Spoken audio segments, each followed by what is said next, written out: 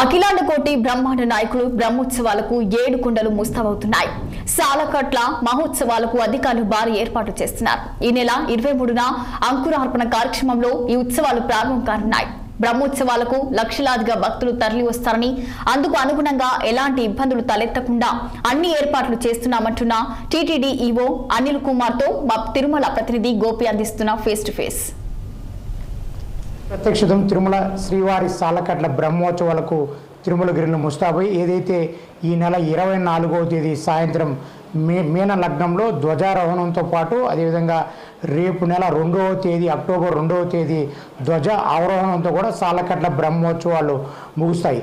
ఏదైతే సాలకట్ల బ్రహ్మోత్సవాలకు ఇప్పటికే టీటీడీ అధికారులు అదేవిధంగా జిల్లా యంత్రాంగం కూడా పూర్తిగా ఏర్పాటు చేశారు. మరోపక్క ఏదైతే దాదాపు ఈ నెల 17వ తేదీ నుంచి రేపు నెల 17వ తేదీ వరకు కూడా పెరటాసి మాసం కావడంతో కూడా ఈసారి బ్రహ్మోత్సవాలకు భక్తులు భారీగా తిరుమలకు వస్తారని ఇప్పటికే టీటీడీ అంచనా వేసినప్పుడు కూడా ఏదైతే బ్రహ్మోత్సవాల్లో అత్యంత కీలకమైన ఘట్టమైనటువంటి గరుడ వాహన సేవలు కూడా టీటీడీ భారీ బందోబస్తు ఏర్పాటు చేసింది. అదేవిధంగా రానున్న బ్రహ్మోత్సవాలకు సంబంధించినటువంటి తిరుమల మాడా వీధుల్లో ఎటువంటి ఏర్పాట్లు చేశారు అనే దానికి సంబంధించినటువంటి తిరుమల తిరుపతి దేవస్థానం కార్యనిర్వహణాధికారి అనిల్ కుమార్ సింగార్ గారు వారిని అడిగి తెలుసుకునే ప్రయత్నం చేద్దాం. సార్ చెప్పండి, ఈ నెల 24వ తేదీ సాలకట్ల బ్రహ్మోత్సవం జరిగిన ఎటువంటి ఏర్పాట్లు చేశారు?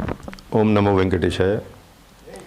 24వ తేదీ నుంచి 2 అక్టోబర్ వరకు సాలకట్ల బ్రహ్మోత్సవాలు నిర్వహించడానికి ఏర్పాట్లన్నీ కూడా పూర్తి అయినాయి.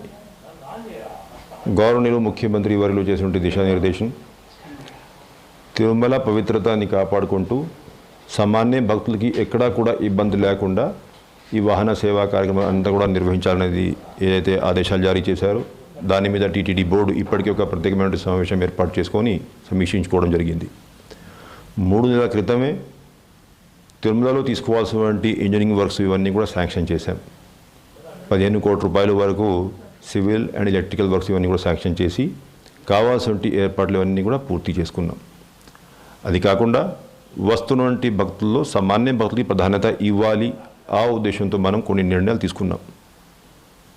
దర్శనంలో కొన్ని ఏదైతే ఫెసిలిటీస్ అంతకుముందు ఇస్తూ ఉన్నామో అవి కొన్ని రద్దు చేయడం జరిగింది 9 రోజుల పాటు, సో దాట్ ఎక్కువ టైం సామాన్య భక్తులకి అవకాశం దొరకాలనే ఉద్దేశంతో. అదేవిధంగా ఏదైతే అకామిడేషన్ ఫెసిలిటీస్ ఉన్నాయో రెఫరెన్స్ లెటర్స్ మీద అకామిడేషన్ ఇవ్వకపోవడము, ఆన్లైన్ కూడా తగ్గించి ఆఫ్లైన్లో తిరుమలలో ఎక్కువ అకామిడేషన్ అందుబాటులో పెట్టుకోవడము, PSC 5 ఏదైతే ఇప్పుడు పూర్తి అయిందో దాన్ని గవర్నమెంట్ ముఖ్యమంత్రి వారి చేత ఇనాగ్రేట్ చేయించి వినియోగం మొదలుపెట్టుకోవడము, అటువంటి చర్యల వల్ల ఏంటంటే భక్తులకి ఎక్కువ అకామిడేషన్ కూడా అందుబాటులో వచ్చే అవకాశం ఉంది.